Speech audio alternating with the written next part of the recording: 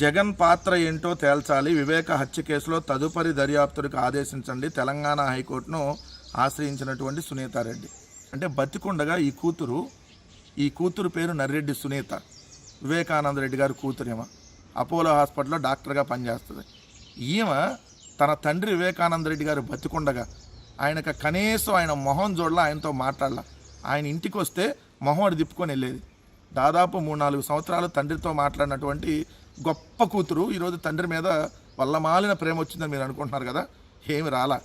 తండ్రి ఆస్తికి సంబంధించి వివేకానంద రెడ్డి గారిని వీళ్ళే చంపించారనేటటువంటి ఆరోపణలు ఉన్న నేపథ్యంలో, ఎందుకంటే నర్రెడ్డి సునీత, నర్రెడ్డి రాజశేఖర రెడ్డి గారి పాత్ర ఉంది అనేటటువంటి అనుమానాలు కలుగుతున్నటువంటి నేపథ్యంలో హత్య చేసిన వాళ్ళకి శిక్ష పడకూడదు అనేది, ఎందుకంటే ఈ సునీత గారి ఆలోచన.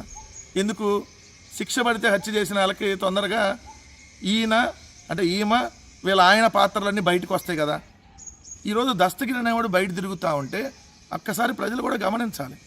ఎందుకంటే వివేకానంద రెడ్డి గారిని అత్యంత కిరాతకంగా నరికి చంపిన దస్తగిరికి లాయర్ సిద్ధార్థ లోద్రా, నర్రెడ్డి సునీతకి లాయర్ సిద్ధార్థ లోద్రా, చంద్రబాబుకి లాయర్ సిద్ధార్థ లోద్రా, ఏపీ ప్రభుత్వం తరపున చంద్రబాబు ప్రభుత్వం తరపున వాదించే లాయరు సిద్ధార్థ లోద్రా.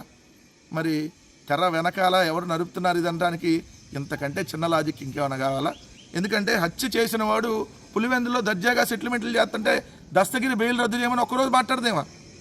మరి ఈ హత్య వెనకాల ఎవరున్నారో ఇంతకంటే ఇంకా క్లియర్గా మనం చెప్పాల్సిన పని లేదు కదా నర్రెడ్డి రాజశేఖర రెడ్డి సునీత పాత్రల గురించి.